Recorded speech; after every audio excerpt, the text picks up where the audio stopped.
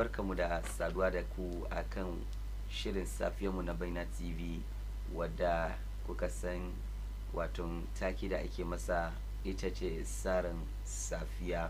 A kan shirin Tsarin Safiya dai ba abinda muke yi illa mu saranta safiyanku kamar yadda ya kamata. Ka sa a rayuwa komai sai da tsari ko? Yauwa ai mutum bai yiwa ana tafiya sa gaga. Mutum bai zai yiwu ana tafiya sa gaga ko? Kamata ne a saranta komai da yake ana yi komai ya kamata a saranta. To akan wannan shiri ne muke tsaranta safiyanku da ma ranar gaba daya akan wannan ainihin shirin Tsarin Safiya. Yau ranar Laraba kuma bisa jerin shirye-shiryenmu na ranar Laraba za mu soma da ainihin motivational quotes wanda yake shine kalaman karin karfin gwiwa. Bayan haka kuma akwai ainihin labaran jaridu wanda za mu kawo muku. Mun gama da labaran jaridu din ba sai kuma mu tattauna wato labarai da ya kamata a yi tattaunawansa. Shugaban kasa jiya ya yi jawabi na kasa ko kuwa ya bada adireshin yanayin kasa, ya yi jawabi na da ya danganci yanayin wato kasar kamar yadda yake kundin tsarin mulki ya bukaci ya ta yi kowace lokaci, wato constitutional mandate kenan. Wato kundin tsarin mulki ya bukaci shugaban kasa kowace shekara ya zo ya yi jawabi game da yanayi da kasa ke cikin. Shugaban kasa na Ado Dankwa Akufo-Addo ya yi maganganu da dama jamungan wato gidan majalisa wato Parliament House a jiya ya yi dadi sosai. So mun zo mu yi magana game da abubuwa da suka faru a majalisa jiya.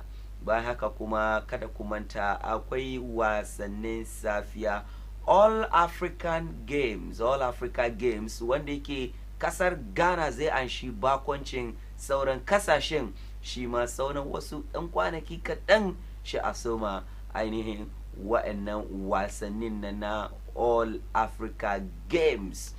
Bayan haka kuma abokin aikinmu Bash Sarkin Zongo shi ma zai kawo ainihin zai gabatar da sashin nan na nishadi wato entertainment segment. Yadda shirinmu zai kasance yau kenan. Ni ne naku Amir Muktar tare da dai sauran abokan aiki na waɗanda za su zo su kasance ko su karu a kaina mu tafiyar da al'amuran yau insha Allahu. Zan je hutun dan takaitaccen lokaci in je in cika makoshi in dawo. Idan na dawo sai mu ci gaba. Assalamu alaikum wa rahmatullahi wa barakatuh.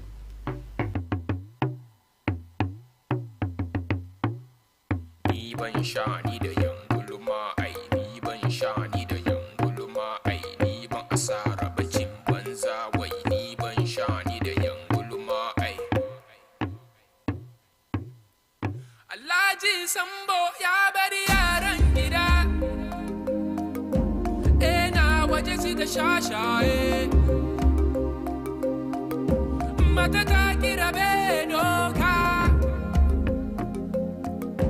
ya bari su da yunwa ai mai kuwa.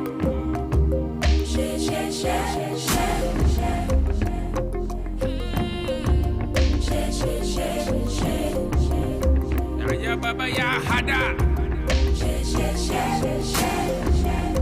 kaji kunya.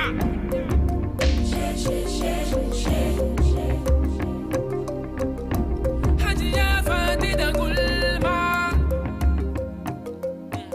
ta tashi ta san maganan kowa.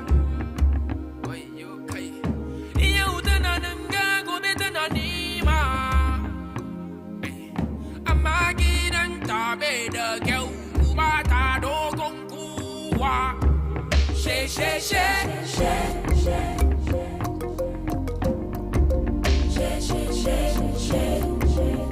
Kinyi kunya.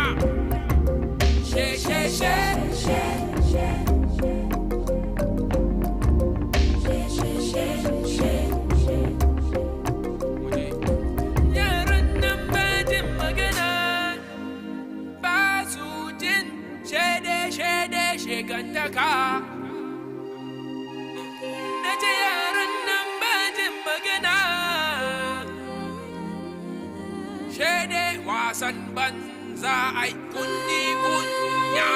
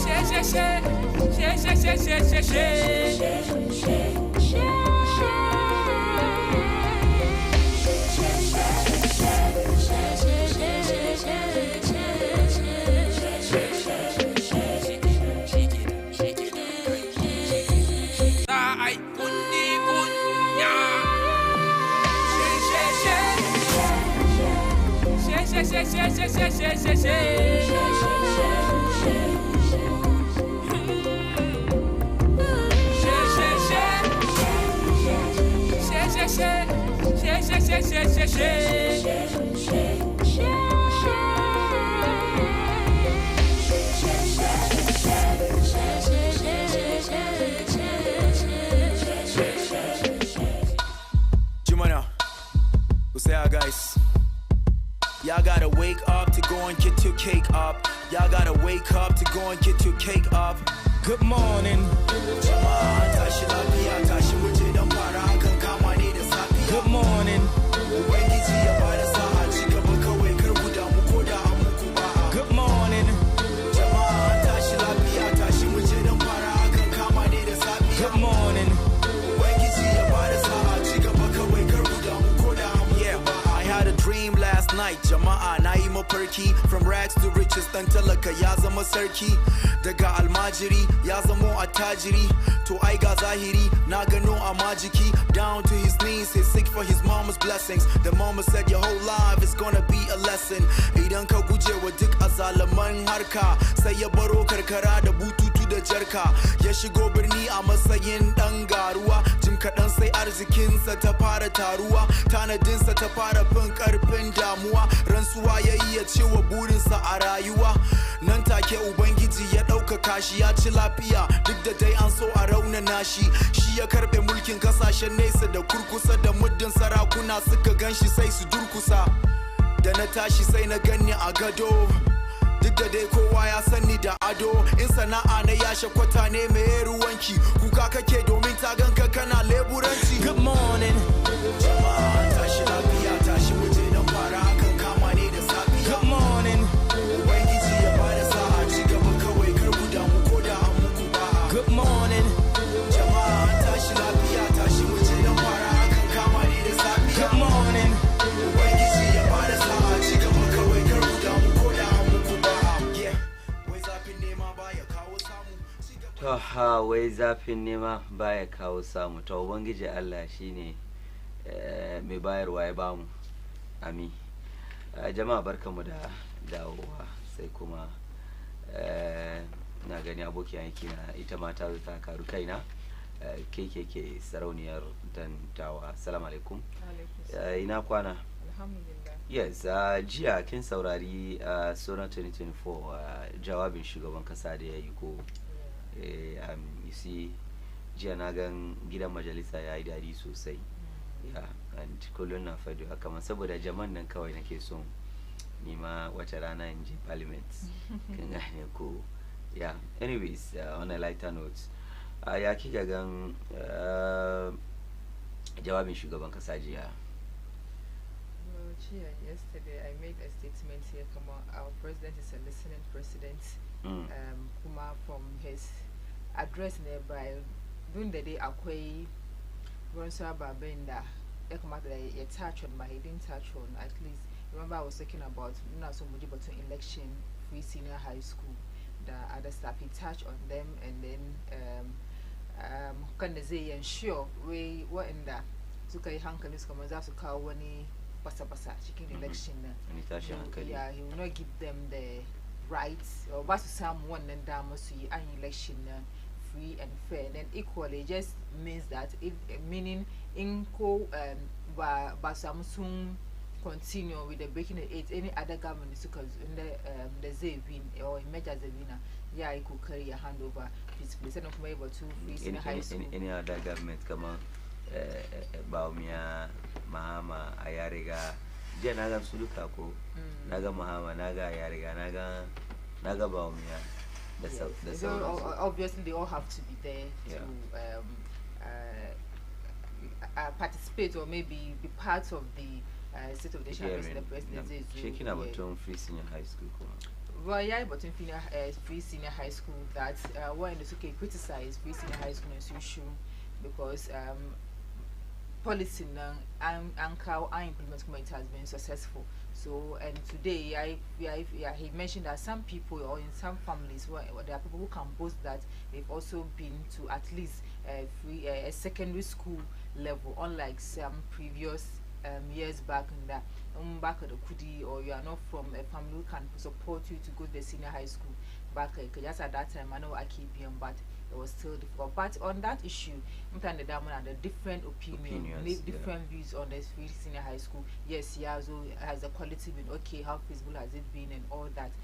So maybe I think that part my viewers who also would like to share their opinion on that, because also I have the view that yes, free senior high school kache kai equals to say kai, but moka do the quality aspect of rating your area and this argument has been there since, but then come on halway bamsamu wani kind of zami solve that thing, because similarly I have a card, I would say when the free senior high school girl, so I think I'm not experiencing somebody closer to me that she is in the free senior high school. I think two people, they've been home since somewhere December, halfway about just school, but they don't come to school somewhere much, and it's quite and it's quite disturbing. Yeah, it's quite disturbing. One back of the extra classes or something else, and then that means the person have to sit home till when the school resumes again. You can't understand. And how is the learning process going to be? And in as much Anche, we have best results as far as this being a high school years, best results. I know, there's a bit of politics in there, but Yakamata. I don't know, some people are arguing on that, and others are also saying that because reactions in the after in the year address nation again. Once command magana kuma aba yakamata mu president mutabidomi yo we are the dams some opportunities sunje free senior high school sunje mba don free senior high school da ba su samu ma kudi su kai yaran su school amma gashi sunje ana suna zuwa school nan fine, so you carry mass, then also become people in the society. I want to see the negative aspects of it to do back, and then to realize that the president can't do everything on his own, but yeah, he could carry on his part. However, minority as usual will also counter the state of the nation. Munji atu force ni achi kama she beji daddy son and the president he described the state of the nation address as hopeless. He didn't touch on unemployment, which he said a country no over 30 something million, but only 11 point something % of the people are employed. But President mentioned of IKE opportunities in the Akakao, but he didn't touch on the number of people in the Ghana Statistical Service Kakao that is described as unemployed people. And so these are some of the reactions that Dance Cacao from the State of the Nation. And by me, personally, Najadi when he touched on the elections and then the senior high school issue. Because recently, Mutanina Kiran for review at Asaki Dubang free senior high school, and we're in any Mukasam one day where it's better to study under a tree than to be illiterate. Anyways, until President Azai Maganashi, we hope and pray, because for education there is one thing that Muduka Munagani can become matter politicized in Shiba. Of course. And non-politicized education. Education is the future, of course. Is the gateway. Is the gate. So in the command like a politicized education, it means that one way or the other we are doomed. We are falling into a deep pit, which is very bad. You can understand that. So Allah is mudache. And so maskalo kamanda kajeta chen kamanzua anjuma damu bude phone lines in Muduba. Jia mui magana chewa, what are we expecting? But two expectations more. So yo za Muduba ababinda ka discuss I mean, ya shafe mu, like, are we okay? Are we satisfied with the things in the aka wato discuss, inshallah, idan lokaci ya kai, lokaci ya ba mu dama za mu yi wannan. So bari mu soma da mu kawo muku kalaman karin karfin gwiwa na da safin ga mu fara da wannan kafin mu kawo kanun labaran jaridun kuma mu daura akan mu soma da wato motivational quotes. Wannan ya ce, be selective in your battles. Sometimes peace is better than being right. Be selective in your battles. Wai ka ringa zaben waton yaki da za ka yi, yake fada da za ka yi, inda za ka neme 'yancinka. But sometimes, wai wasu lokuta zaman lafiya, kwanciyar hankali is better, ya fi than being right. Ya fi ka fito neman 'yancinka, ka fito neman haƙƙinka than being right. Ka nemi haƙƙinka cewa kai ne mai gaskiya. Wani sa'ilin ka yi shuru ka kama baki, matukar ba wai za a fidda ranka ko wani abu ba, za a yi dan managing, to wannan lokaci zaman lafiya ya fi maka neman haƙƙinka. Kariya dai a dan kara mana haske kenan, domin bai zai wani muna jin fight for your rights. Fight for your right, nan kuma an ce wasu lokuta peace is better than fighting for your right. Wani ya ce ba kowane situation ya kamata ka react to. No. In some situations you just have to keep quiet and then let nature take its own course. You don't have to be kamata to jump into kowane, I don't know, kowane situation that requires you to talk, but kowane time ya kamata a ce kamar you are getting involved in that area of confusion in the ka samu kanka akwai wani masaloli, because sometimes even to open your mouth to talk, yeah, kawo maka another problem. So instead of trying to get it right, you just have to keep, because for instance there are some places in Kashiga, they have their own way of doing things. Maybe it doesn't conform with Abinakeke Kehi. If you think you can't keep quiet and casting from that space, just equally do it. But the moment you talk about it, then it becomes a problem. No come back again. Share is your shafika. So the best thing is just to keep quiet, to prevent yourself from everything. But in the car, story, just leave there. Don't get yourself involved in things in that they can make a problem in the next video. Because back home, you come out to jump into it. But if it doesn't concern you, don't jump into it. But even if it concerns you, and you know that I'm gonna or I get myself involved in this issue, it's going to be problematic, then you better keep quiet and then save yourself. I just said something here a few moments ago. Come on, where if you back home when a situation, you don't we come out to speak up. Back home in situation, sometimes you just have to keep quiet, and then quiet alone is now. But she maganesh wake come on. Sometimes we sure ya fina mankaza daddy. So I think not every instance you come out to involve kenka in issues, but especially if they don't concern you. That's why it says choose your battles carefully. If it doesn't concern you, don't go there. Let it be. Even if at some point where it concerns you, or maybe this is how things are done at certain places, just keep quiet and then let things go the way they are. Because there's also a saying that when you go to Rome, do what the Romans do. So wherever you find yourself, adjust to it. If you do it. If you can't do it, just let it slide. But if you go to talk, there's a problem. You might think people don't like you, but that's not the issue. But you just put your nose in where you're not supposed to put your nose. And now sometimes you be soja, so you just have to choose your battles wisely and then don't get involved. If you don't have anything to say, keep quiet. Even if you have something to say, just keep quiet and save yourself some stress. Keep quiet and save yourself some stress, shine abun.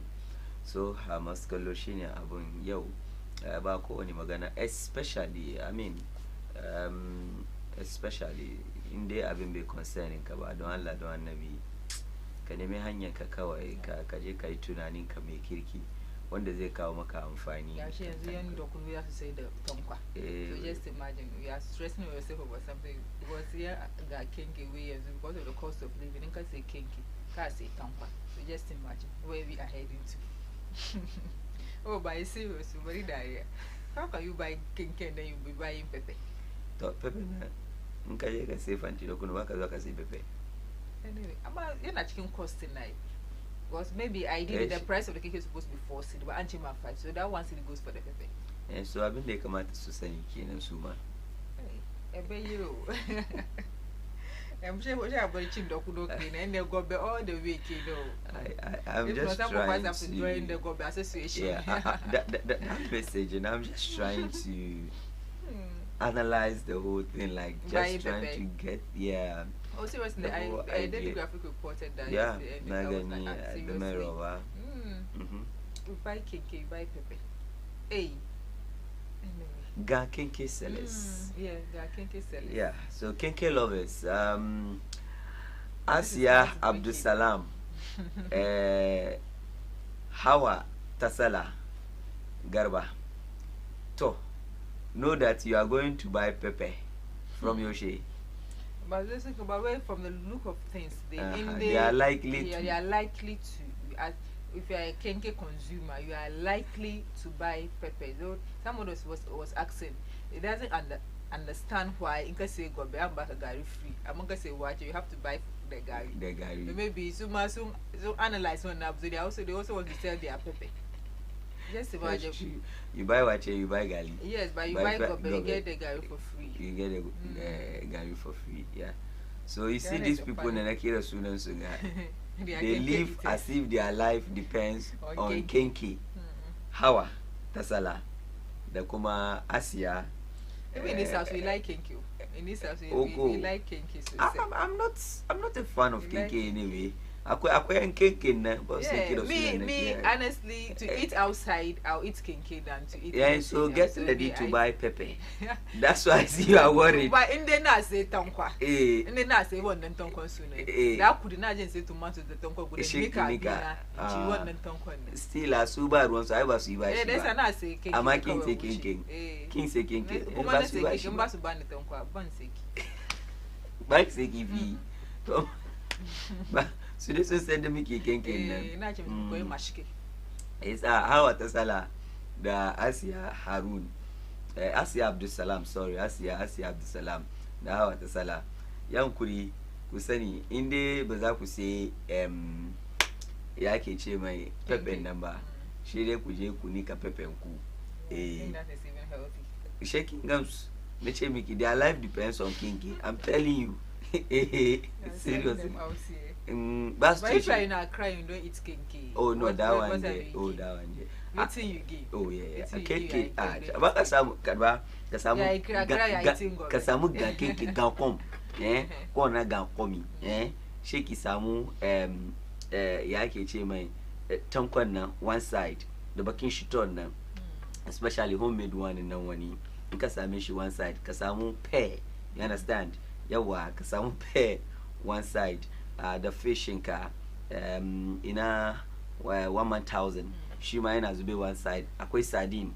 Shima one side. Hatama akwai wanda ke cin da soyayyen kwai duka. Shima azube shi one side. You understand? She da kununka kuma yana nan one side. Kin gane ko? Yes.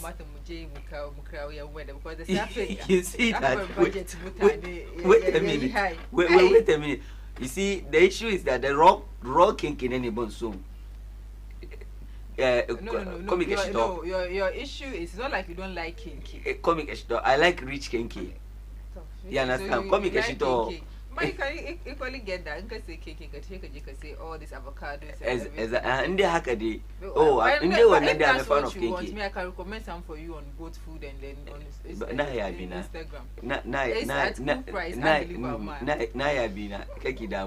My problem is, I've been in the my point here is that kinky day, natching kinky. I'm adding chicken cake, I'm an sanach kinky. I'm about comic shitoba. Kiza comic shito. Bada moi. na yin wani iri aha to kamar wani abu da ke kan screen na haka it's not bad.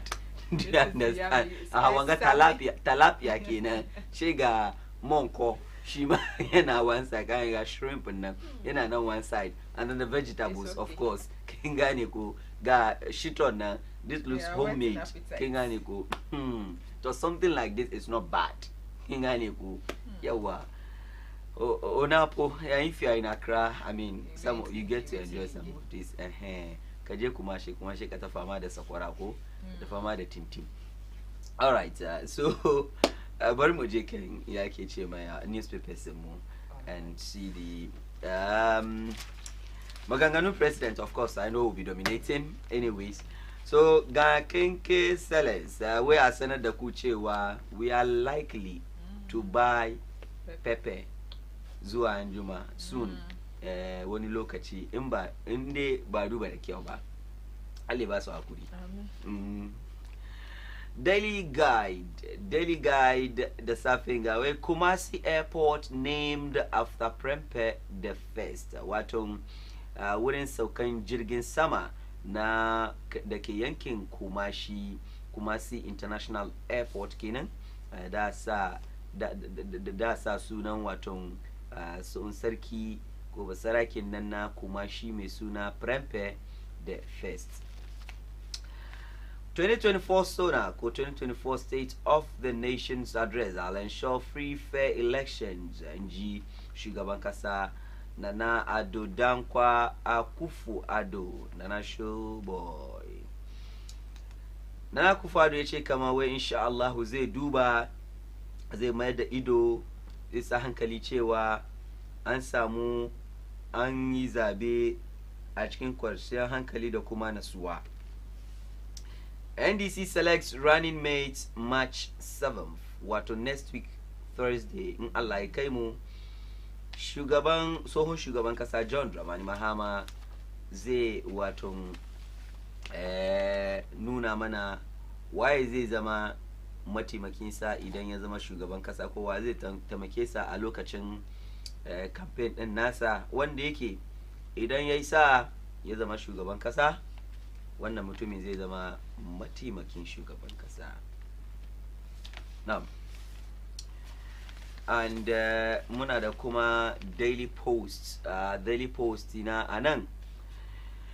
Minority leader Dr. Atofosin ya ce Ghanaians won't miss you biya. Atofosin tells Akufo-Addo and Bawumia. Ghanaians won't miss you biya.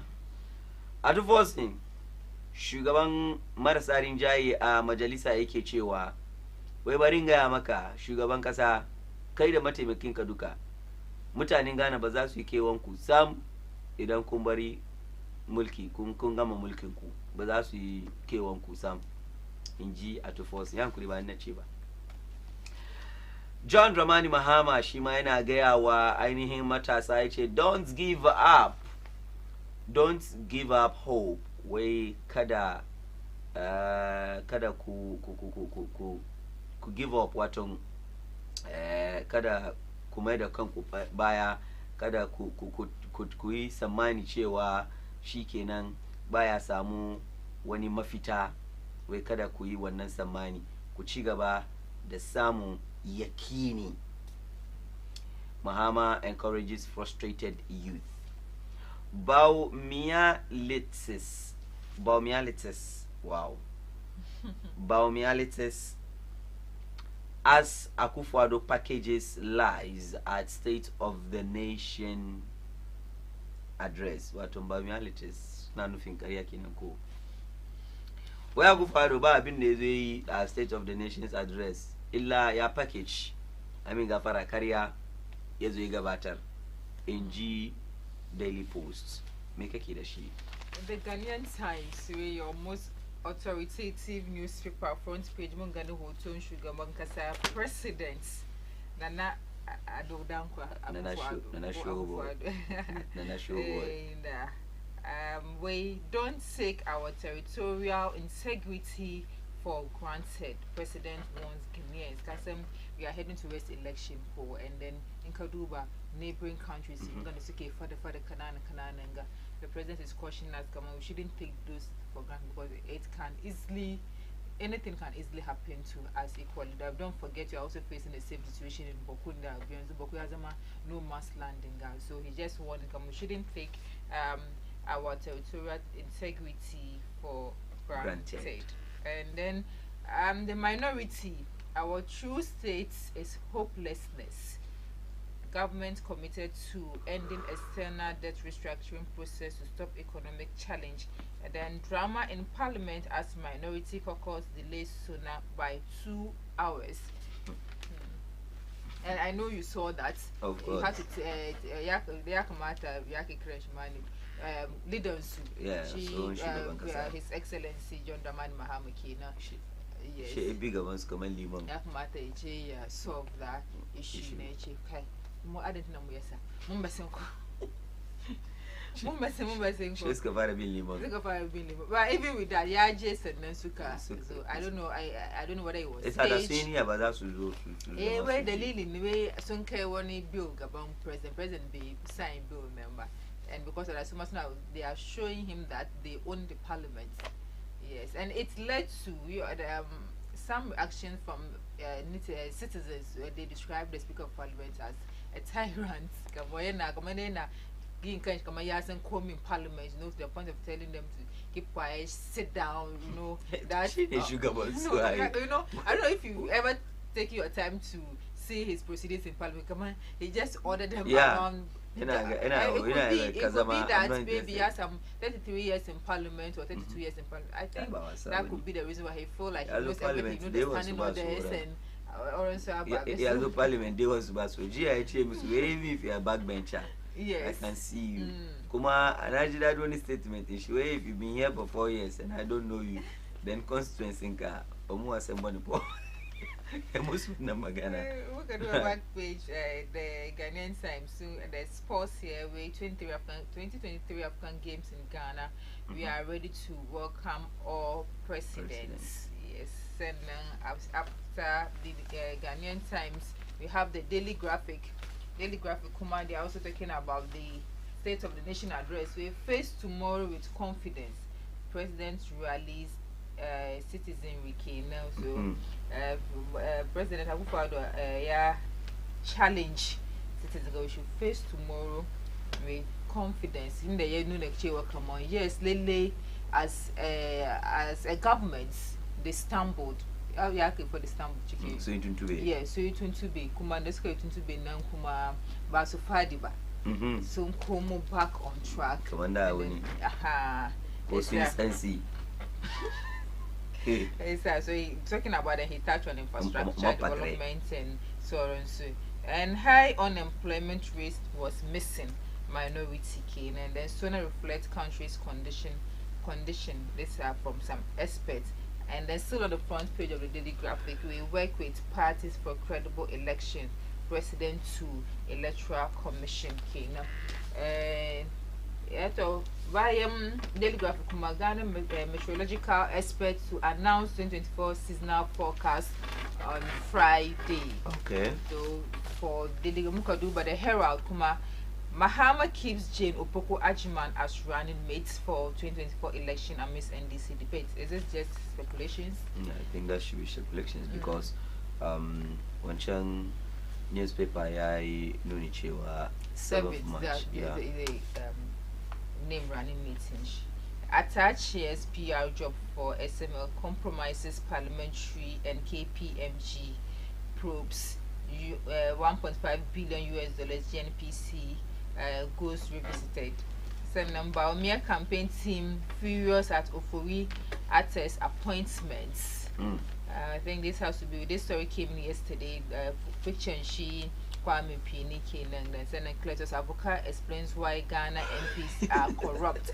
Yeah, yesterday he made a statement. I know you came across that. Well, if you are not corrupt, bas keep unka. Ya kamata kai corrupt. My reasons they explained were very laudable. Yeah. Because I'm not supporting corruption though, but if Mutani Mukatashi Kajewuri MP, he explains you need some other source of income to support them. And he was saying you can't retain your seat if you become a one-time member of parliament. And I'm sure a lot of people don't want to be known as one-time member of parliament. They say you have to. If you're a lawyer, you have to pass some bill, you have to sign some bills or something, go get some contract somewhere. Anyway, anyhow, look at support constituency. So you'll be able to. So they make them corrupt. Already, if the person is already corrupt, you are giving them the reason to become more corrupt. You understand? So sometimes we are heavily part of the blame. But MP Zongo, you have to say Ragun Suna.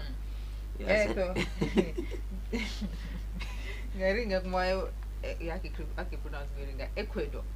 Ecuador. Yeah, said to unseat Ghana as second largest cocoa producer. That's unfortunate anyway. Ghana, like everything is just going for us. Everything is just March 1957. Next week, exactly a week today, we sit match.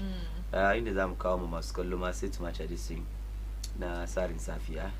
Yeah, special edition Kena. And we'll see achievement by the way. Before that day, everybody in his house. And we'll play the video on set. Yeah, everybody have to recite the national anthem. No, anthem myself. National anthem. God bless our homeland, Ghana, and make our nation great and strong, bold to fight forever, because of freedom. You see, yeah, you see, it's a Black Star, but yes, win any trophy because they can't even recite their national anthem. Because of freedom and of right, fill our hearts with true humility, make us cherish fearless honesty, and help us to resist oppressors with all our will and might forevermore. Your minority soon as so many, and help us to resist oppressors. Oppressor, the oppressors and so in the school. Yeah, and I was doing 2 hours now. But still, sometimes you get oppressed. Yeah. Oh, so come on, national anthem. We are even entering the Ghana month already. And when we get into our Ghana month, so you said we'll recite the national anthem and pledge, and then we'll show. So guys, go ahead. I just for a rehearsal skin. Now what's the clue? I just for okay. So these are the front pages now, newspapers in the key. Sukashugumuna, Idenga, the Safinga. And then equally we have the similar stories on the online news portals. In the Ghana City newsroom, so report Chewa. Stroke identified as leading cause of death at Eastern Regional Hospital. And then promise to complete Kumasi Airport must not be just a political talk. We're not Momtani Kumasi Kina. And then Ghana's energy crisis evident for all to see. Kobna Donko. And Katie Hammond bemoans delay in approval of one district, one factory tax waiver. And there's an let me say a good news here, and the Akache PURC reduced electricity tariff by 6.56% for some residential consumers. Mahama Ranimit will complement his vision for Ghana. And you know, Mama have just one term. That means Ranimit, and she wonder. This is quite interesting here. Yes. Yeah, this is quite interesting. And okay, so NDC will stay in opposition till thy kingdom come. KT Hammond, and reject anti-LGBTQ plus bill. Professor Japo tells Ekufu Adu. This will be difficult. Gia Kinsa having the KT Hammond. Look at the President Ekari Kinsa. Look at your move motion. The sound. The majority leader came Magana. Yeah, Magana o KT Hammond na baena o kasadodo. And I think I saw a Josafo. Itaman majority lately come yes, I accept come on. There have been some, down moments. The sorrows will be, in fact, hard times. So the first time as we've not had any hard time. Yeah, she didn't shake come on with you. It like a so no matter how many months. She did next 4 years ago. She did a contest Kuma Constituent Center. Okay. Yeah. So these are the headlines. The Kangan Kadua, they all cut across state of the nation, and we know it's a big coverage. Yeah, everybody cut across all the newspapers. So I'm sure we will delve into some of the key issues which have to do with the free senior high school that President Chekamaye and Zu Anyuko so say it's a once you get criticized and as issue they should cease talking. Because come back here. Free education is one of the things that everybody can relate. It's one of the comments like thing that cause relates to, especially if you have kids, you're taking them to school. And I earlier now mentioned reactions sometimes that yes, anchor it was okay, but this and that should have been done and all that. When it's okay, the young school from our viewers, I think they can equally come and then share that experience. 7 years, right? Or 8 years. Yeah, now you have not yet breaking the 8. It was introduced in 2017. So almost 7 years now. 17. Yeah. 7 years. But when he came to power, right? Say I could introduce one policy. So in the policy, you had the fear that 7 years. So almost 7 years. How has the free senior high school been? When the so those of you who have the privilege, because free senior high school, but those of you who have Mumbia. Sukuma also saying that some EIA, that these are some of the reactions the Muka Samuchia, some EIA are saying in that Susan Samuda Arege fees in the ASO because they want to have this, they want their kids to have quality education. So young schools to pay comes with other international students. Arege so they feel like the government can't do it all. That those parents who can pay should also afford to pay something. So government may do key so wrong cost. For instance, look at the Mumu case, so the way we are paying fees. I would say at that time, but the day students, I can say that, or let me say, I'm likely to say they were going to school for free. The me as at that time, no, but when anyway, it could be quite a huge amount of money to some people. But then as at that time, no, but when it could happen, when they say, "What is Mumu KBM?" We paid bed visa fee, and then the feeding fee. And the feeding fee is even taking part of it is taking care of the government. Kind of so, part of it, so we get that, and then the electricity and the government take. Yeah, and the day students were not paying that much. When we look at here, I don't know, being back 100 Ghana at that time. 80 cities or there because they are not using anything. We have to we pay bills and all that. And as at that time, my fees was like 300 and something cities, and it's equally free. You can understand, but I know you can't compare as at that time 300 cities to couldn't yo. It's just so just like you are saying.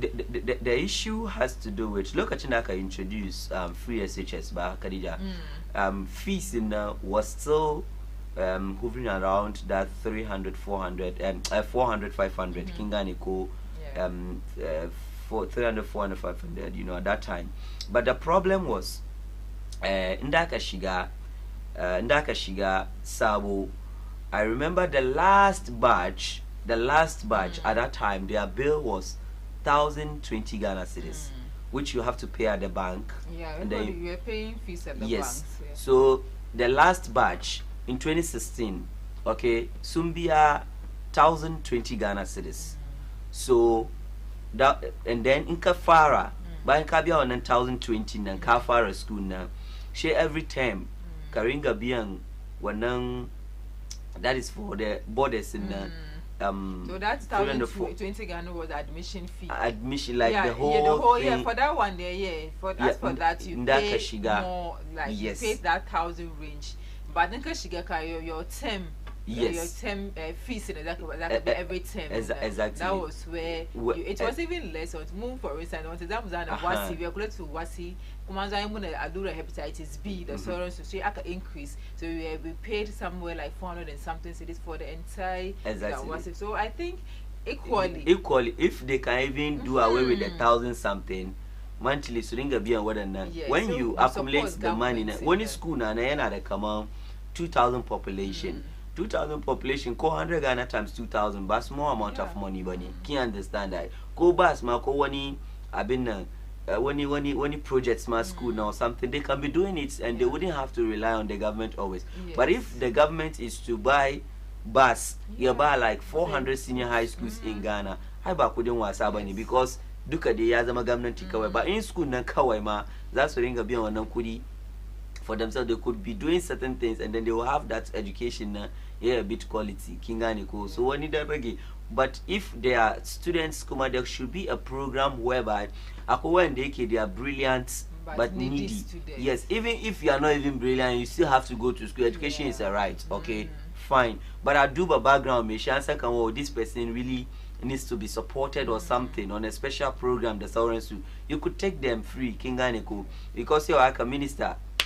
The MPs, the Tsarin when they are in Sukesu, presect the Makamanchinsu, and then they are going to school for free. It doesn't make sense. No, Exactly. people were calling, some stakeholders were saying that in the anya, Aduba, just like you mentioned, what in the parents that's your Subia fees, about Subia, those who can't afford, away Musu, one up, so about Musamudam. So, I'm on some more inclusivity, like I include core, but free education, honestly, it's one of the beautiful policies. Like more than beautiful, I think, a council, but it should be by a review. I do some reforms kind of a year, so it should be very attractive and more money. Yes, more quality because. Come on. Mind you, it's not about the honestly, going to school. Honestly, as I said, I never understand the gold, green, and the yellow track. Yes, because especially it's green and gold. Green and gold, right? So especially, I'm not really having people closer to be that much. That's okay. Follow that until I'm just saying, just few months ago, in that there's someone closer to me who is on the double track. And you like a tenagida, saying some way to send Tenagida. She have I constantly ask hello about resume, but she will like, oh, Moonjay match. Match is our match is our so until March, the person is carry match, but she yes, so soon do you get it? So this person will be on parent that Basel couldn't extra classes. Zaman get up for this long period of time. Do you get it? Yeah. So it's not about the free, it's about the quality. You understand? So we are thinking that free, all of us, I mean, who don't like free? We all like free, but politicians is one policy. So now so implement about that to fulfill manifesto promises. But some, especially my education it's a no. It's a no-go area. It's a no. Yeah. Those of you in the free person was kuma that's man say free them nsuka J schools in them passion that akeyi basoki bone and I'm sure EIA the Dama have that experience. Yeah. So I think when we put the phone lines they will personally a brother that is a sugar school free senior high school. I don't want to mention the school's name, but we pay like 3,000 cedis. Free senior high school na Kumasi SHS. So why is that? Even if it's free, if it was not free, so that's you where in the build avenue for corruptions in our school. But clearly, couldn't get chicken aljifun what in the Suki Gabon school and Kawai. The government don't know anything about it. Yeah. So answer check couldn't say kaza anyi kaza school name. But clearly it's not supposed to be like if it's free because I don't know what the Ghanaian person understand by free.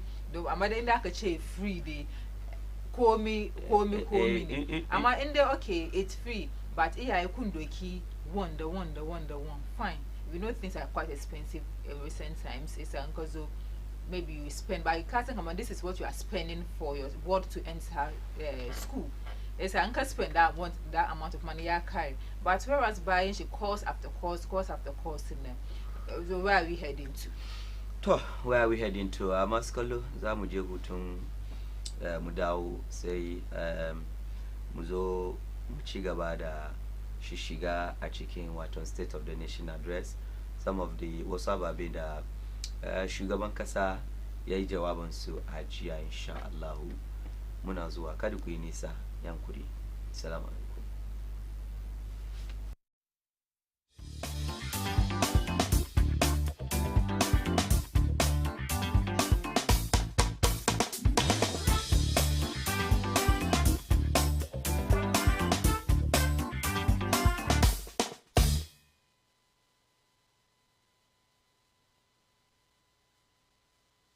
Dukkan godiya da yabo sun tabbata ga Allah. Amin. Wani asibitin kulawa ta hanyar kimiyya da gargajiya ya samu lambar yabo na bakar tarihi a Ghana, Amurka da kuma nahiyar Afirka a matsayin asibiti wanda ke bayar da kulawa mai kyau kwarai da gaske. Asibitin Amin Scientific ce cibiya da ke bayar da kiwon lafiya ta hanyar babban fasaha wanda ke bayyana duk cututtuka kuma ya warkar da ku. Sun taka rawa wurin magance cututtuka na yau da kullum. Akwai kwararrun likitoci masu kwantar da hankali wajen kula da marasa lafiya. Asibitin Amin Scientific na kuma ba da kulawar homeopathy, naturopathy da kuma reflexology. Shin rashin aihuwa ne ko wani cuta daban? Kada ku dubi ko ina. Insha Allahu, Amin Scientific zai warkar da ku kuma ku shaida kamar yadda mutane da yawa a Ghana da kasashen waje ke yi. A Accra, asibitin Amin Scientific Herbal yana dome bayan Smith Flat da kuma Lashibi, Klagon kusa da Ashaman Under Bridge. Amin yana da cibiyoyi da yawa a kasar Ghana. Za ku iya samun su akan wayannan lambobi domin gane cibiya mai kusa da ku. 0244-227-192 ko kuma 0207-229-505. Amin Scientific Herbal and Alternative Hospital. Allahu Shafi. Allah shine mai waraka.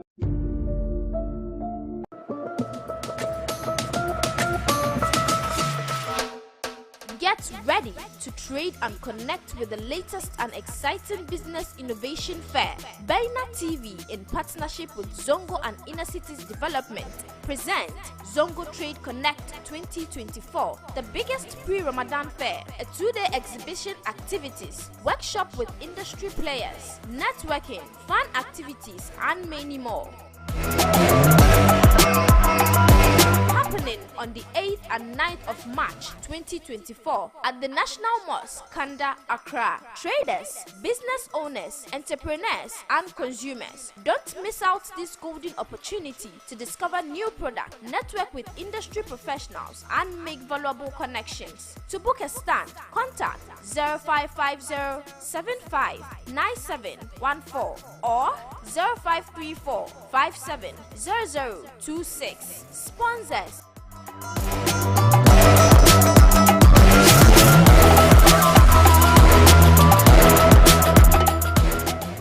Zongo Trade Connect. See you there.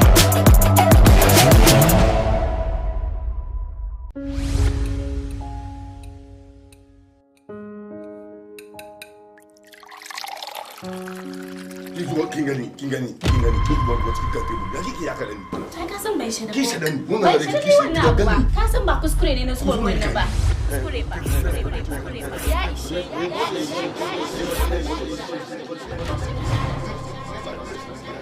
A kowane lokaci aure ke zama shakatawa da zaman lafiya. Akan samun sabani da rashin fahimta da gaddama tsakanin ma'aurata.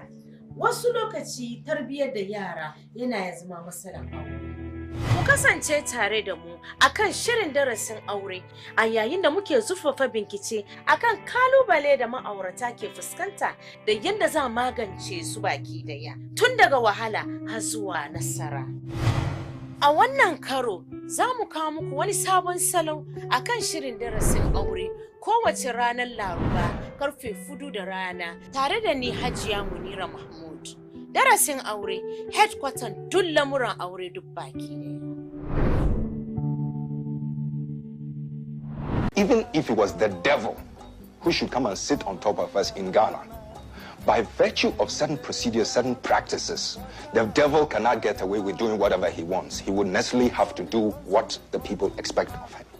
Wani lokaci muka yarda da shi kamar yadda yake, wani lokaci muka yi tambaya kuma muna neman amsoshi masu ma'ana. A kokarinmu na ware gaskiya daga karya da farfaganda. A matsayinmu na 'yan ƙasa masu haƙƙi a cikin lamuran siyasa, mulki da tattalin arzikin ƙasa. Breaking the eight, we shall in 2024. Meanwhile, government borrowing continues to spiral out of control. Akan wannan shirin ma'auni muna bin amsoshi da mafita yayin da muke sanya 'yan siyasa da jami'an gwamnati akan dandalinmu mai girma. Kasance tare da tawagarmu mai matukar amfani a shirin ma'auni, shirinku na siyasa mai fadakarwa da ilmantarwa a tashar talabijin da kuka fi so. Ma'auni yana zuwa muku a kowace ranar Laraba da Juma'a da karfe 8 na dare a kan Baina TV. Baina TV, connected to your world. President Akufo, member will show down. Vice President, member will show down.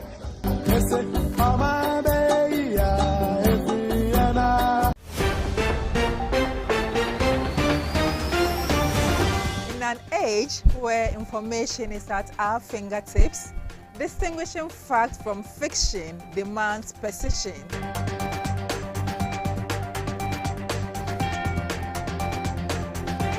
Akan gaskiya da aminci za mu zo muku da labarai wanda ya dace da tsarin 'yan jarida. Hausan da gurma, dandin da dangai. Batu shino lonku shino kan irshin gamisa kurka jajen duwar shi. Catch Baina Midday News every Monday to Friday at 12 noon and the weekend news updates every Saturday at 8 p.m. Mun zo ne don baku labarai masu inganci wanda zai taimaka wa rayuwa na yau da kullum akan yadda ya dace. A mashdare wa shekan irgonda irsonga shanno alhabare kan she igene songai news kan shi kawar shekala alhadi kur almari gur iye ne da Baina TV DJ ganda.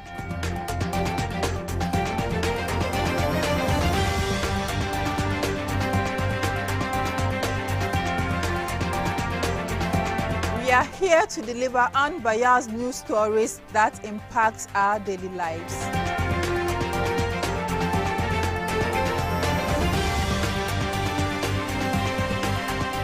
Samun labaran Hausa ku biyo mu akan ɗakin labarai na Baina TV daga ranar Litinin zuwa ranar Juma'a don samun labaran ƙasa da labaran duniya da karfe 5:30 na yamma.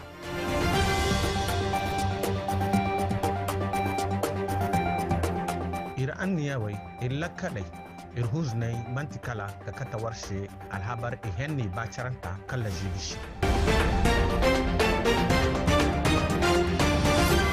Baina TV, connected to your world.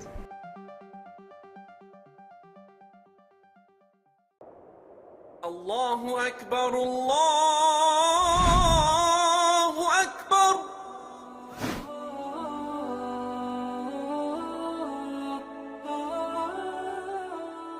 The word Islam is an Arabic word which means to surrender. As a Muslim, you surrender yourself to the Almighty Allah, your creator. To do that, we need to understand the concept of Islam. Baina TV comes your way with the most educative and informative Islamic program, Understanding Islam. On this show, we answer all the questions regarding Islam, the do's and the don'ts of the Sharia, and many others. Make a date with me, Aisha Muhammad Saqib, this and every Friday at 10:30 a.m. as we educate ourselves with the knowledge of the deen.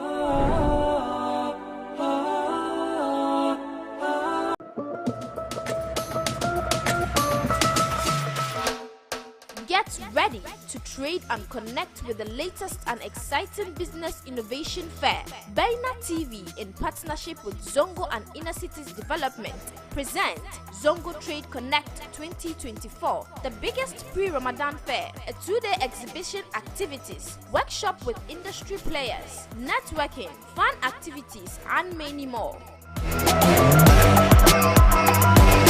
happening on the 8th and 9th of March 2024 at the National Mosque, Kanda, Accra. Traders, business owners, entrepreneurs, and consumers, don't miss out this golden opportunity to discover new products, network with industry professionals, and make valuable connections. To book a stand, contact 0550 759714 or 0534 570026. Sponsors.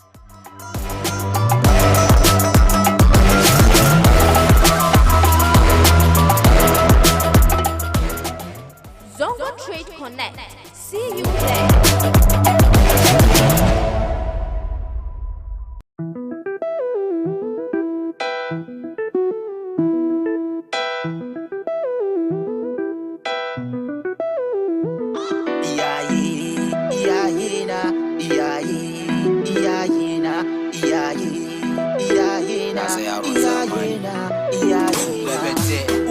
Barka da warhaka mama rabi addu'a ta Allah ƙara ɗaukaka ko ki yafe ma danki ko kuma dan ya hallaka ya lalace kamu da ciwon da babu warraka abinda kika min ba zan iya biyan ki ba kin ɗauki ciki na ba wanda bai ga wahalan ki ba bayan wata tara kika haife ni kika rene ni garin tafan ku babu wanda bai ga kokarin ki ba lokaci yayi da zan share miki hawaye ki taimaka miki da ke da abba da kawaye burin ki ga na yi aure to gashi na yi aure iko Allah shekaran ga zan samu tagwaye yau gani kasa mama I'm sorry na sake shi yasa don Allah kake worry kada ki bata ranki mama zurun gumi danki koda bayan ranki one day I will tell your story lebede mama ki yafe baba ka yafe iyaye a yafe tulefin da na muku ku yafe mama ki yafe baba ka yafe iyaye a yafe tulefin da na muku ku yafe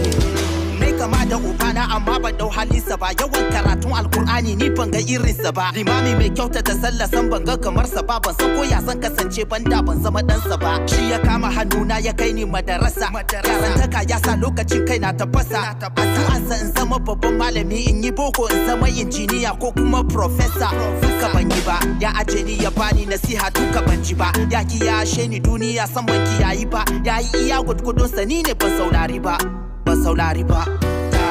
yau gani kasa baba I'm sorry na sake shi yasa don Allah kakka worry kada ka bata ranka baba rungumi danka koda bayan ranka one day I will tell you a story mama ki yafe baba ka yafe iyaye a yafe tulefin da na muku ku yafe mama ki yafe baba ka yafe iyaye a yafe tulefin da na muku ku yafe ku ya zama mawaki ba na sani kaddara ya kamata musulmi duka ya sani rayuwata ta kasance yanda Allah ya nufa ku yi min addu'a shi zai zama min sanin rufa mama na roke ki don Allah ki daina kuka hawayenki yana sa zuciyata na suka kai da baba zan kai ku haji in gina muku manshi in sai muku Rolls Royce kuna ta tuka abokai mu girmama iyaye tun suna raye kada mu sa suna hawaye mu zama yaya na gari babu shaye-shaye mu zauna da su mu so su babu jaye-jaye wayanda iyayen su ba suna Allah ji kansu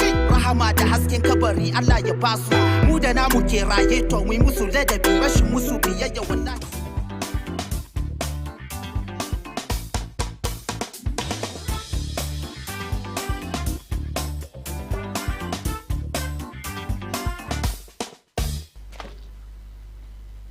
masu kallo barkanmu da dawowa as usual za mu kawo muku newspaper review segment as at now the Dauda Muhammad Kakali na tare da na cikin studio za mu kawo muku more details in the happening kan newspaper mu jiya president mu ya zo ya ba da state of the nation address dukkan mu mun saurare shi mu kuma mun ji we are all expecting to hear one thing or the other especially batun free senior high school batun election ya touch on all these topics za mu zo mu tattauna tare da Dauda Muhammad Kakali so mu ji some views kuma ko akwai wani karin bayani da za mu samu mu ji from colleague mu Mr. Muhammad Dauda card kuma masu kallo kuma ku ya ku shigo cikin da text messages ku kan WhatsApp number mun ga 055 3683010 055 3683010. President Nana Addo Dankwa Akufo-Addo jiya ya ce free senior high school ya zo policy na ya zo ne sa all the critics wanda kuke criticize policy na ya kamata yanzu ku yi shiru.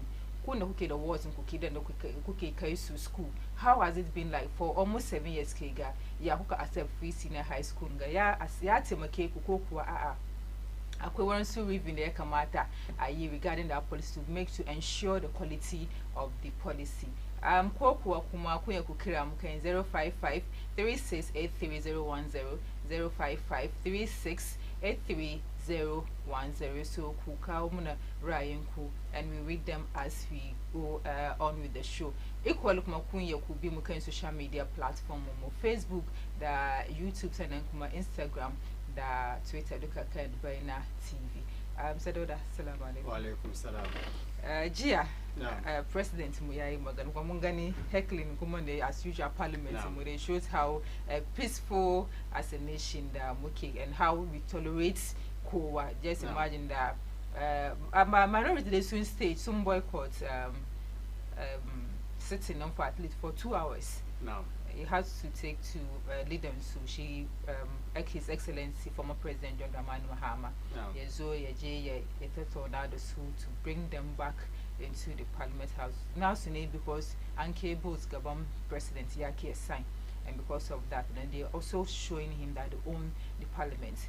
I know this is not the first time that Aka wanna equally I think majority Sunta Beijing. Or let me say sunshine lokacin in the suke opposition, and it's happening this way. Looking at this in the car gan kama an kawo diplomatic people suna sunzo manya sunzo ana encourage all this thing is happening. Bagan kama ya lokaci ya kai because mostly kana kama it's planned, it's staged or for instance with what happened with minority for instance, it clearly indicate that it was staged and to present to the electorate come they are inly don't say magana the su they listen. So Bahama Yakmate we people should come back and then let's say then have a peaceful listen to the peaceful address the president says doing this every now and then become by as a country. No, you don't do about she democracy now. They come out and accept. No, other parts same or reject. You cannot chicken democracy. Boycott that soon as she walk out, the sovereign she abstain, wouldn't vote in the sovereign so package in democracy. So Bamuchi was about the monada diplomatic corps now, so we will not do that. You don't cannot do one British family. Western's yana happen, wouldn't sooner boycott, sooner engage in this kind of debate, heated debate. In Kaduba, the Senate now America is the same. In Kaduba, House of Reps now America. In Kenya follows, so it is the same.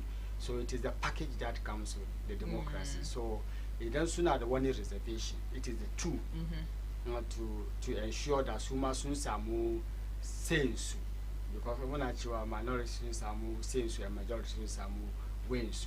So Suma Suna that have been there, then they use their numbers and they use their absence as a tool to pressure the government to at least favor them in certain aspects. So Bamuya Chia Kama Edam Soka boycott. Soon Tetaka democracy. Ko somebody Kasa Yakuma Abaya.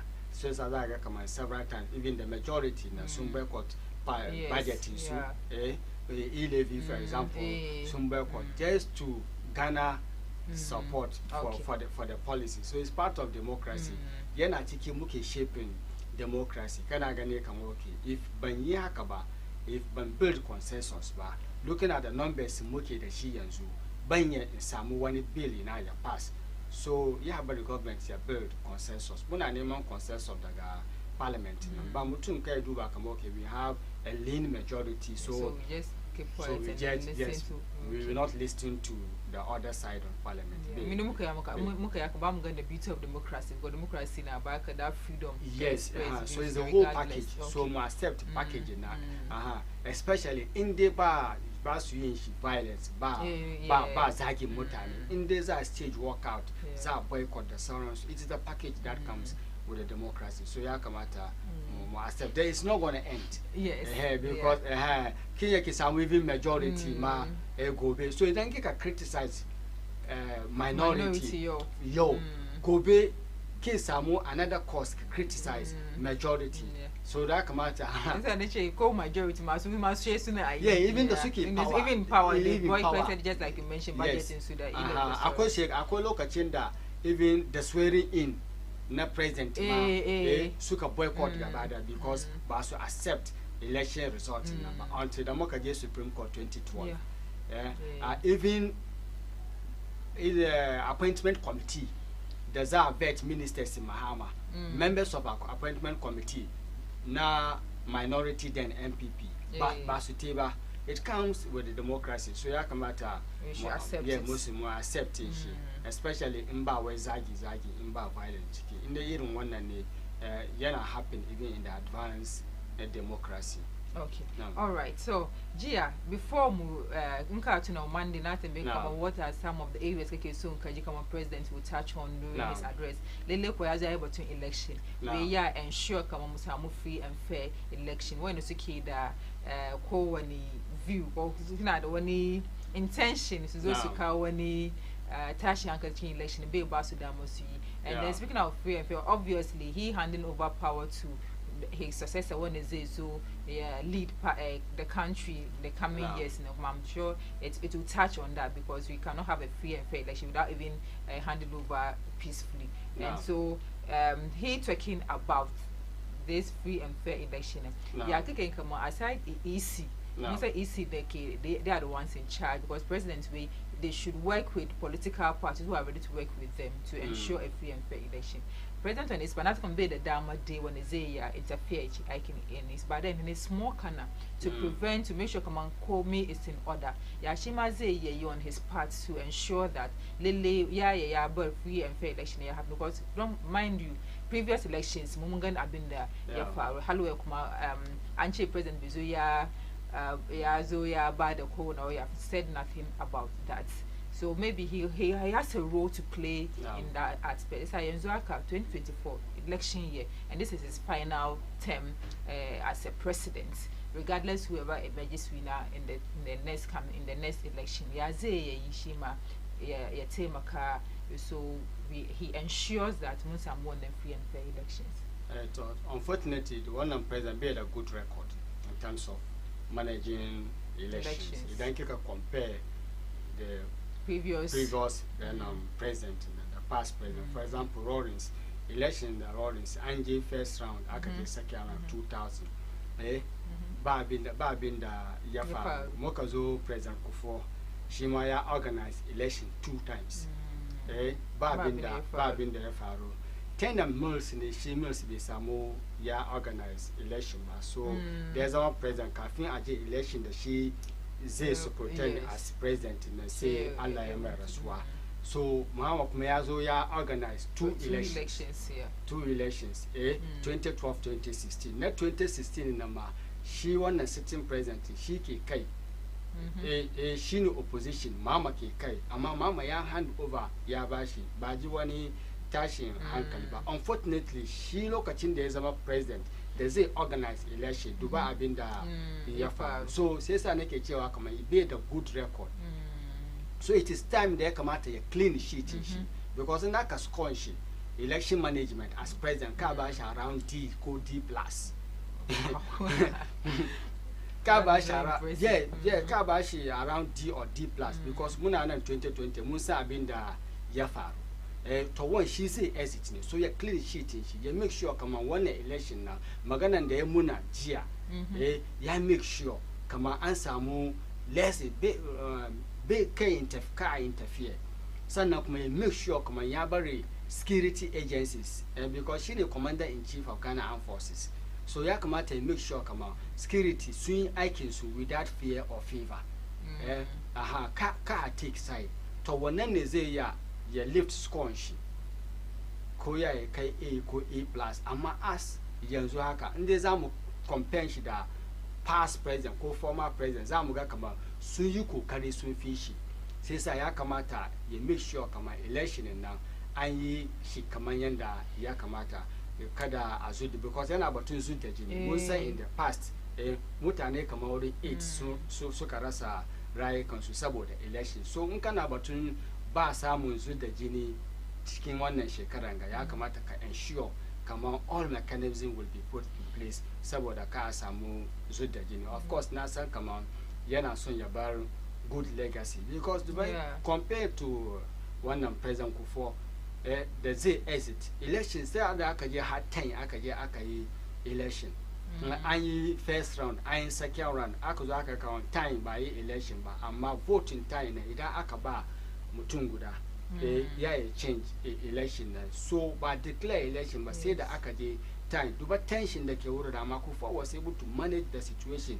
Aka zo aka samu peaceful election at Tamils ya win 2008. So ya duba all these factors records da predecessors shi suka bari, ina so shi ma ya bar wani abu da gobe za ya ce kamar da yake kai da zai organize election ya hand over Ghana peacefully ya ba the next president. Ya kamata shi zai fita Ghana ya zama cikin wani tashin hankali ba. So mun commending shi da publicly yayi wannan magana, so kuma mun taking shi by his words. In ya so mu duba kamar and go organize elections in now. So at least some free and fair election. But then looking at it, man, Boko, for instance, Boko has no man's land. And try a cow peace wouldn't, but still, come one day, Akaji 2 steps forward, 4 steps back. Now, even there are some member of parliament in the Suki support one further.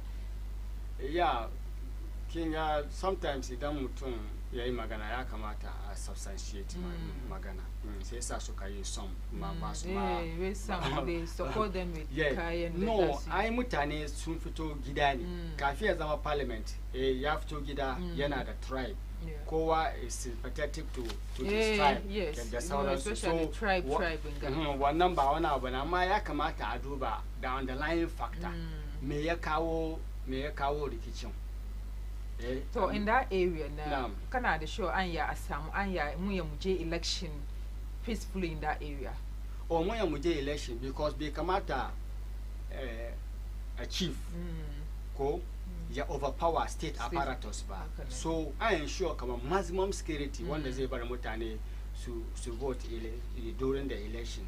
The only thing is you beef up security in your son a vote election. Anya be kamata su fi karfin kasaba idan suka fi karfin kasan, that means yanki kadan ne sun fi mu duka kenan. No mun gaza kenan. So bai kamata an samu peaceful election daga Boko, because even it is even in their own interest kamar su samu representative daga parliament. So idan aka ce an suspend election daga Boko, that will pass to the member of parliament. So it is support that means development my yakito. Yes, so it is in the best interest of the mutanen Boko. Me mazan kene Bokorians. Bokorians mutanen Boko. Yeah, it is the best interest of Bokorians. Yes, in so musamu that kind of peaceful elections. Samu representatives daga parliament. Aya akai karansu. The number samu representative ba wanda zai musu aiki. The little support the parliamentarians suke ba su nan sun lack. So su yi hakuri su bari peace ya prevail daga Boko. Now Alisa kuma wanda za suke gaba all those things su samu duka gaskiya ne. Idan mutum kana bin gaskiya kanin ka bai da laifi yayi laifi ka ce kanin ka ne yayi laifi an hukunta shi dan wanka ne. So amma idan ana support side ko da ba gaskiya ne saboda neman duniya ko neman suna ko wani abu ne, sai mu manta kaman akwai kiyawa. Bari je da ke back to State of the Nation address. Idan kika duba sai ga kaman ya kamata mutum in kana zaune cikin kujera ka san kaman kujera na Allah ne, Allah ya baka aro watan Allah ya anshi kujera nan kin duba dignitaries nan kin gama professor Makwai yes wani lokaci sai shike kan kujeran ya sunan shi Abambabin duba former president Muhammad duba inda ya zauna wani lokaci shike present state of the nation ya taba zama kan kujeran vice ya zo ya zauna kan duba na kunedu ajiman rorin surar so duniya nan da kanshi ya kamata mutum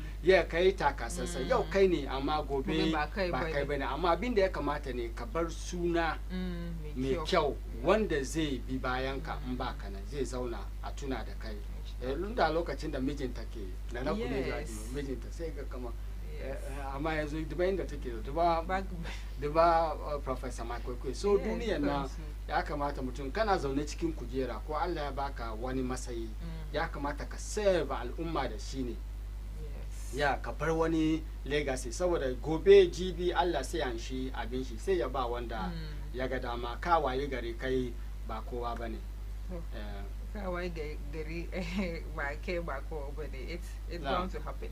Still on the State of the Nation address, Kasanjia, it's a big news.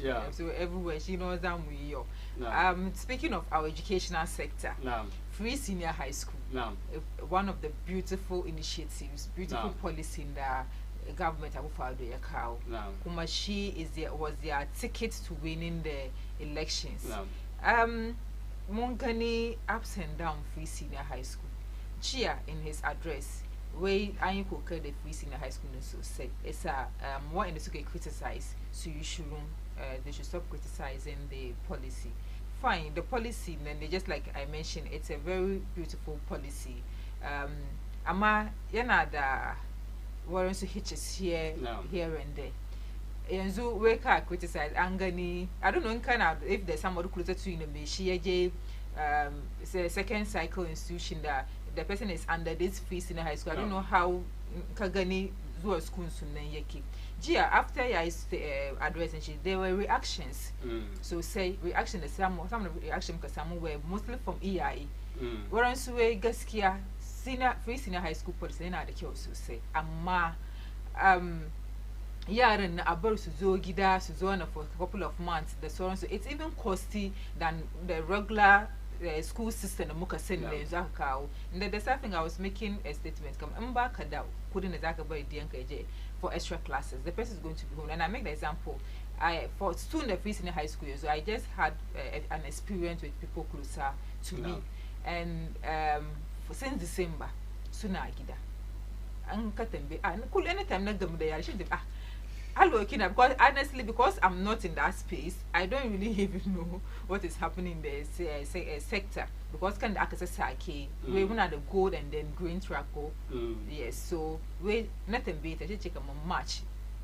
We use like a match that's she goes school for that long. So we'll be going for extra classes here and there. In Canada, when you trade that shake a jet and all that.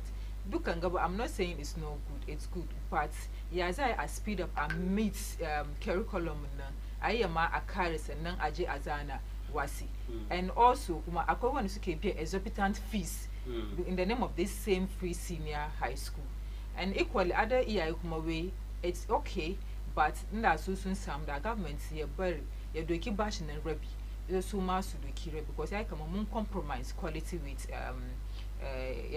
quantity. It's on this note the president come criticize. Yaza Ishima to do by to review. One actually review when I cancel because we are in this country. They want me to actually review. It means cancellation. It's to do by to get a policy. It's one the Zuma. The person will not even think of cancelling. They'll continue anything that they but some that freedom or let me say access to quality education. But because honestly, sitting back. Free senior high school money sitting back it doesn't look attractive. I don't know from your point of view, but sitting back Canada, but it look attractive on paper, but it doesn't look attractive in its implementation. So government to prevent total magana about it cry. So muganka most 100% quality free senior high school. Government say that shiri in this policy. Talking sanction Allah da manzo sune suke above criticism. Banda su. Ba wani zaka amma president mai kan criticize. No. he's not above criticism.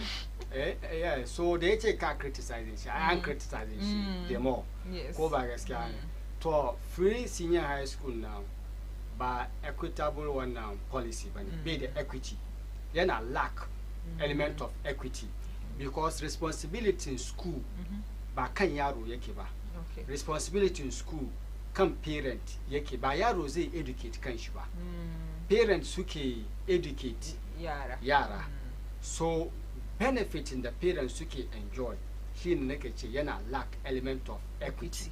Because mu duka muna public sector. Kana biyan wani 20,000. Yes. Kana biyan wani 1,500. Then yaran su suka su te the same school. And they are enjoying the same from the consolidation fund. So wannan yana lack equity. So ya kamata a zo da mechanism da in kana da income above certain level za a detect in ya son ka biya school fees yaranka. And I actually those those earning maybe above certain income level now. So biya school fees so wanda suke kasa su enjoy free. In this case now, can release some fund for infrastructure development. May ya kawo green and gold now because by develop infrastructure ba. Yes. Sai sa wasu proponents suke cewa kamar mu je da progressive. As talakawa na zuwa ana build infrastructure har ya zuwa ga kaman kowa ya shiga. So at that time even with the progressive in ka san irin illan da yake kawo excesses da ke kawowa ko wani shortcomings and then you address them. Amma holistic nan da aka yin nan yana da problem. So government ya kamata ya admit kama akwai challenges. These are the challenges amma we are addressing it. We ba challenges sai. Yeah, to ba challenges nan kaga yana in bayan ka na kai kace bayan ka bai kai. Wanda we o mame wo na o si wada. Yeah, to duba yaran na in ka je villages. In ka je villages da yara suke zuwa school su dawo. Su yi 3 months daga gida. Kafin a koma makaranta wai sai ga wata ta yi ciki. Yes, especially the villages. Keep me. Yeah, the farming community and the coastal community. And zaga kaman wasu sun yi ciki. Wasu kuma ba su samu wani extra class su tafi ko kila parent nan da kanshi ma. Parent nan da kanshi ma kila level of education shi bai je wani SS ba ko so be da ba kuma yaya da za ya koya ma yara. And mind you, some of these kids na me shi already be sun school ne. Esa ne zo na gidan koma won school na yayi ya. Me shi be zo. Yeah, kafin a koma. Kafin a koma sai ga kaman ya gaje like ya fita hankalin ya zo kasa. Sai sa ga at the beginning aka ja ka so su pass questions da sauransu. Ba textbook da sa aka zo da pass questions da sauransu. So aka coach yara. So sai sa zai ga kamar examination malpractices this time yana da yawa. In ka je kuma za ga kamar yanzu remedial schools ma yana da yawa. Idan ba mu gyara ba mun zo mu shiga irin situation na Nigeria. Kamar public schools sun mutu. Because kuma ya lay solid foundation da su da missionaries sun lay solid foundation for secondary education in Ghana. Inda ba missionaries ba. So za ka manyan schools na mission schools. Sannan kwamen kuma ya complement the public one infrastructure. Was so speaking of the public schools when the free senior high school policies you've told the akafara ake maganganu shake not in a bad light but Babana for instance I said that none of us we are all out of SHS so none of us it was like in the look at Chieke our last born the J school if as at that time the free senior high school is still there he will not allow him to go to the free senior high school but a J private sector you get it because of understand not because based on policy but because of the double track. Kuma the deficit is so. And that is why it's better that you're in a private school. So just imagine if we have most parents thinking that, and I'm sure a lot of parents will. And if the trend continues, just like you are saying, public school, Ghana senior high schools. When you go to the public one, they are the best. They are the one of the best. So you can go to your private junior high school. My senior high school, and we are trying to kill the I've been private sector and that means you are not going anywhere as a country. Because I got come on remedial schools to so extra classes schools they will transform from a remedial school to a full-fledged one senior high school. Also because some collaboration with one headmaster that say enroll yara na go with the exams now. Kuma soon your master stick to the private. Subas exams now. Private examination and say to register students. Singa come out soon pass. So government ya come out admits come out although nice policy now ama common policy yana the limitations. So as muna enroll policy now 5 years ya come out aduba parents so teachers in nurses so government so civil society as well as a money forum address challenges senior high school now all the government in the country yasani amaba kudini mbaka number 7 years da ya kamata yanzu ba wani double track because kasa number of kana da data kasa number of students in the zasu qualify su shiga senior high school ka infrastructure needs so well wannan senior high school now problem in ba kan senior high school yake ba ma yana kan universities akwai pressure yanzu kan university sai sa za ga kaman ba hostel ba lecture halls kuma yara sun qualify ya kamata a dauke su daga university amma an je sai sa za ga kaman private hostels nan sun imagine now sai ka je logon haka suna complain ba su da hostel da za su ba yara so problems nan yana fita daga secondary school har ya shiga da tertiary level even the tertiary level ma akwai lokacin da suke run double track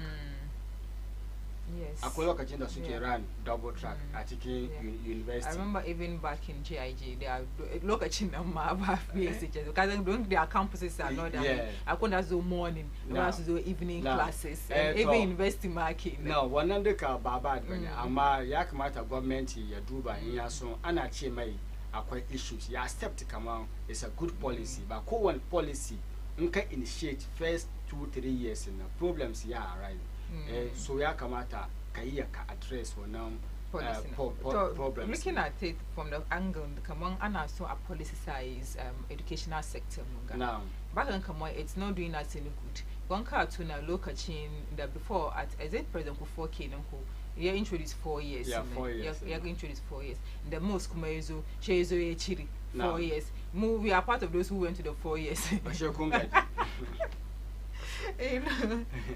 so we are part of those who went to the 4 years. So aka carry back when they say I could do when it's also carry the 3rd year and the 4th year aka gama su Susanna wasi aka carry aka bar shi yanzu we are there aka kawo muna go track and green track ya kama muna sa politics in education where are we going as a country when they mun za mu sa politics in education bai kawo muna damuwa no politics ne yana baka ka cire shi haka because it is a political head shi zai kawo menene policy na education shi zai ba da direction in the education kasa yake so ya shiga so ba kai ka cire politics cikin education amma abin da ya kamata a yi ne kin ga ba mu da national development plan so ya kamata mu stick to current arrangement because amma a duba menene muke da shi yanzu 3 years ya zamu ya mu make 3 years now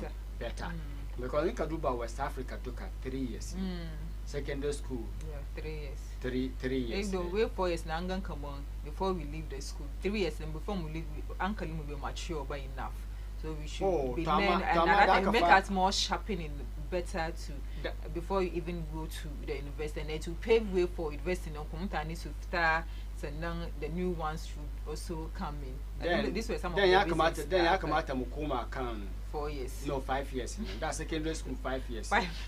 Okay. Wannan ma baka shiga university.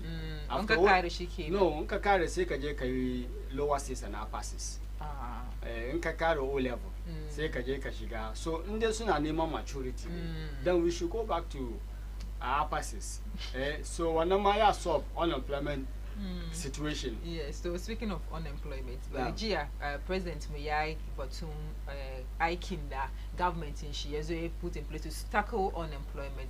But then Ghana Statistical Service concern common report come almost 11.63% of the out of 35 million citizens in Ghana, the youth are unemployed. Minority Kuma way President may touch on that, but President Yai is silent on the unemployment situation in the country, and because of that, soon describe state of nation as hopeless. Talking back expect majority to use that word suba state of the nation address. Kuma back expect minority so much is also praise state of the nation address. Ama largely ya cover major sectors of the Ghanaian life. So ya about the state of the nation. Ama kinsan kuma yawanci ya admit in the government ya gaza da sauransu.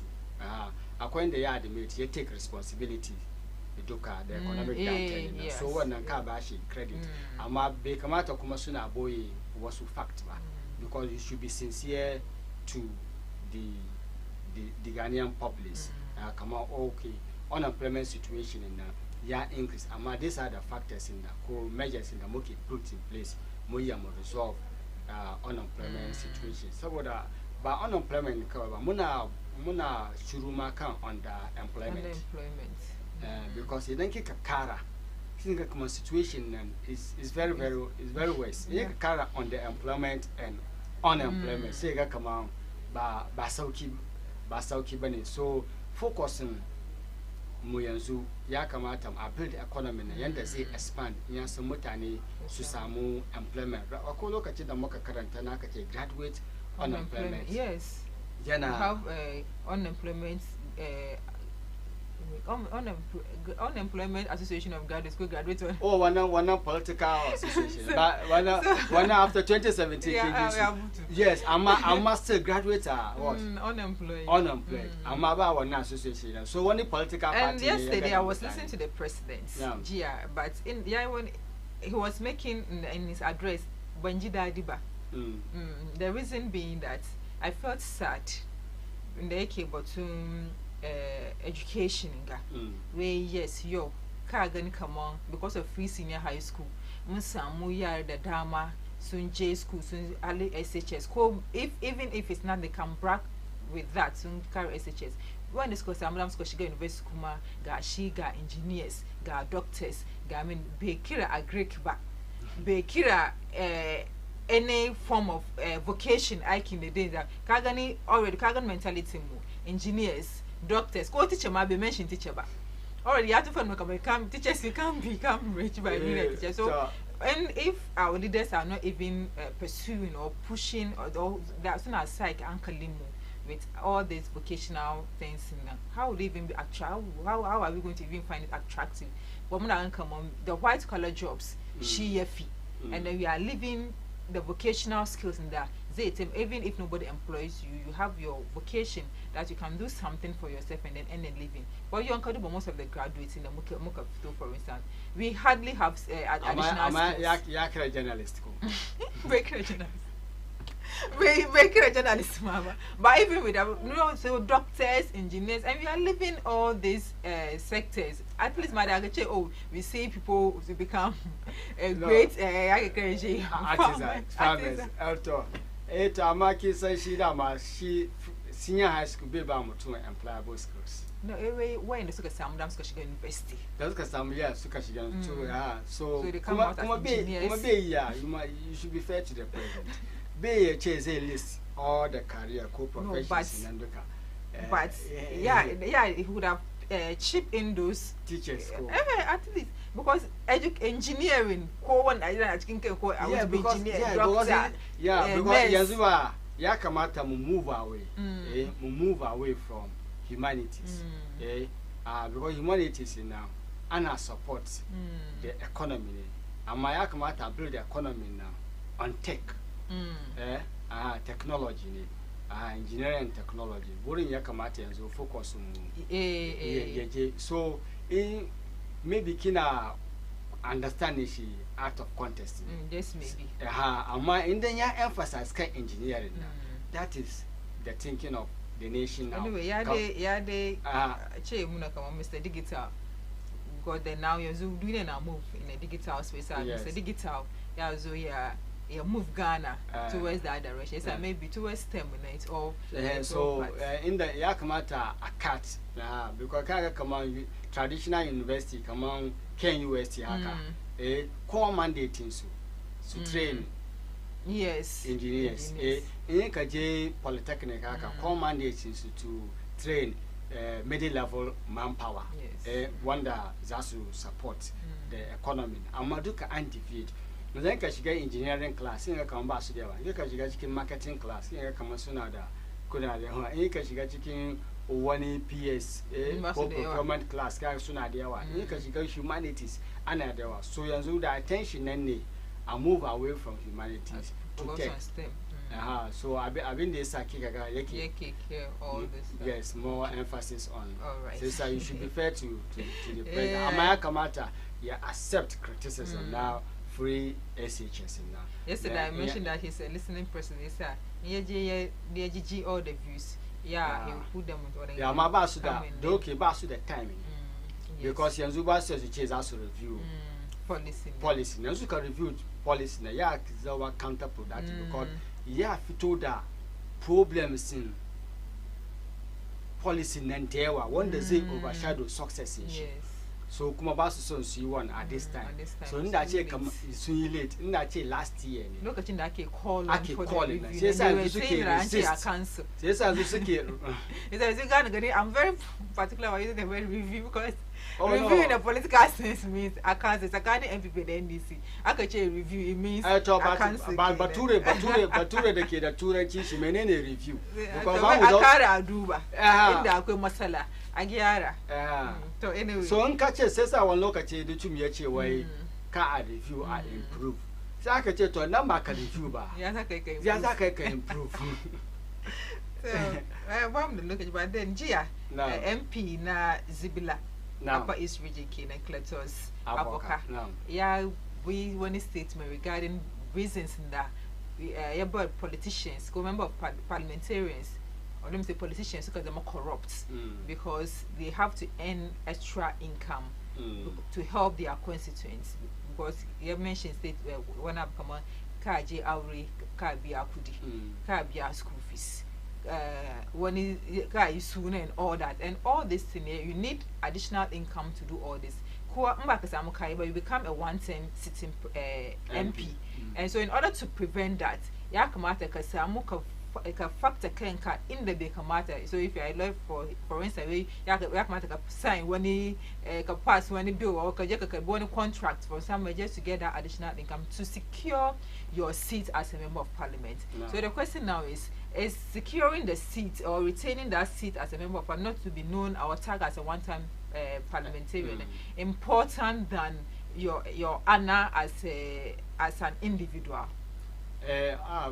ba hana kawai ba ya kamata mutum ya kiyaye kiyaman shi idan ka zama ka je parliament so nawa ka zo ka rasa a kiyaman ka aljannan ka me kai to amma duka kuma ya kamata mu duba genesis abin su parliamentarians su suka create wannan abu don lokacin da bai zama MP ba da yake contest primaries yana zuwa suna yana zuwa aure yana zuwa wurin addu'a kuma yana bayarwa yana biyan school fees yana sai ragon suna